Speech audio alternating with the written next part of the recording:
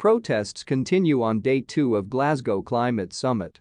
A Squid Game-themed protest took place near to the COP26 venue. More protests across Scotland's two biggest cities have marked the second full day of the COP26 Climate Summit. One group of activists called on world leaders gathered in Glasgow to make strong commitments that fulfill pledges laid out in the Paris Climate Accord. A protest themed on the Netflix show Squid Game took place at the Clyde Arc, near the conference venue. Another demonstration took place in Edinburgh outside the offices of financial services giant JP Morgan. Members of Extinction Rebellion unfurled banners protesting against the company's policy on fossil fuels. Staff were also handed leaflets as they arrived for work, as protesters were met by a large police presence with officers surrounding the building.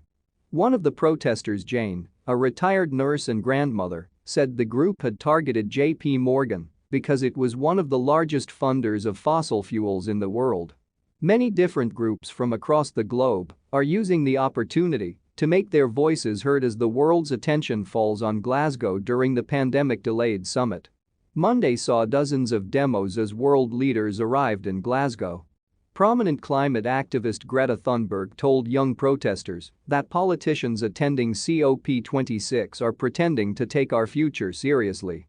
She said change would not come from politicians at the summit but from individuals showing leadership. Swedish climate activist Greta Thunberg says politicians at COP26 are pretending to take our future seriously.